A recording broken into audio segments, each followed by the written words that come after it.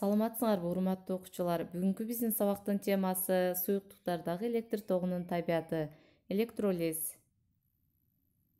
Балдар, бүгүн сабактын жүрүшүндө силер суюктуктар электр өткөрүмдүүлүгү боюнча 3 топко бөлүнөрүн, ошондой эле темадагы негизги терминдер электролиттер, диссоциация, рекомбинация процесстери жөнүндө маалыматка ээ болосуңар.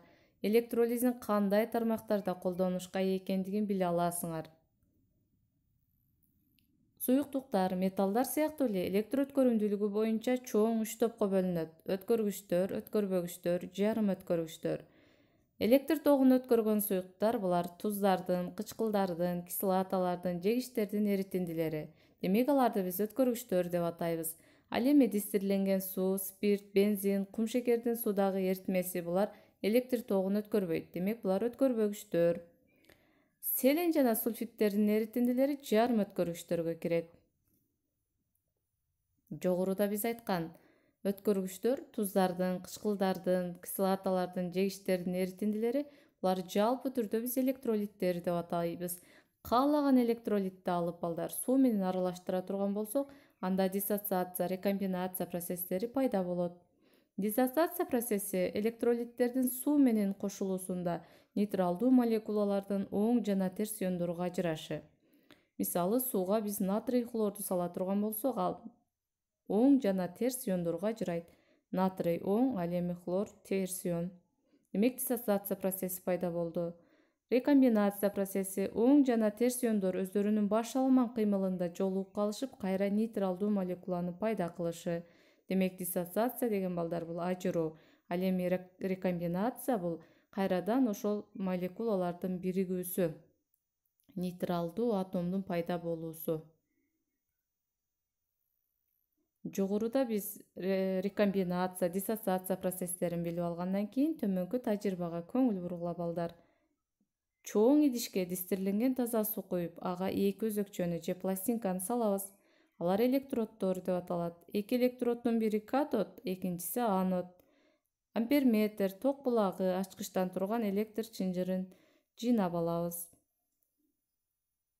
Эгерде ачкычтын жардамы менен электр чынжырын туюктап, амперметрдин көрсөтүүсүн карасак, ал чынжырда ток жок экенин көрөбүз. Себеби 2 электрод дистирленген таза сууга салынып, бири-бирине тийбей тургандыктан, демек чынжырда электр тогу жок. Дистирленген суу бул өткөрбөгүч болуп эсептелинет. Ошол себептүү дагы чынжырда электр тогу пайда болгон жок. Эгерде чынжырды ажыратып туруп ачкычтын жардамы менен идиштеги сууга электролиттен куйсак бир аз, анда жогоруда айтылган диссоциация, рекомбинация процесстери биринин артынан экинчиси пайда болуп баштайт. Эгерде биз чынжырды туюктасак, анда анод менен катоддун арасында электр талас түзүлөт да, талаанын таасири астында суюктуктагы оң жана терс иондор эми иреттелген багыттуу кыймылга келе баштайт. Тактап айтканда, оң иондор катодду көздөй, ал эми терс иондор анодду көздөй багыттуу кыймылга келет. Суюктарда электр тогу пайда болду. Демек, суюктарда токту алып жүрүүчү бөлүкчөлөр булар оң жана терс иондор. Эритме аркылуу ток өткөн кезде электроддо заттын катмарынын бөлүнүп чыгуу кубулушу электролиз деп аталат. Электролиздин колдонушу көп тармактуу колдонушка ээ балдар. Ошон үчүн төмөнкүлөр санап өтөлү. Металдын бетин дат баспай турган асыл металлдар менен капташат. Мисалы, кашык, сөйкө, шакек жана башка никель менен буюмдарды никель менен сыртын сырдап коет. Анткени дат басуудан сактайт. Бул галваностегия деп аталат. Электролиз жолу менен көңдөй фигуралар алынат, ал галванопластика деп аталат. Дагы бир колдонушу бул металлдарды таза түрүндө бөлүп алууга болот. Демек, көп тармактуу колдонушка ээ экен.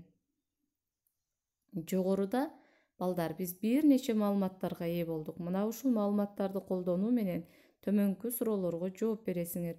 Бул суроолор силерге тапшырма. Мына ушул менен биздин бүгүнкү сабагыбыз аяктады. Саламатта тургула. Силер менен бүгүн балдар Ош шаарындагы Мээрим балдар билим борборунун физика мугалими Убайтылда кызы Бүйсанам болду.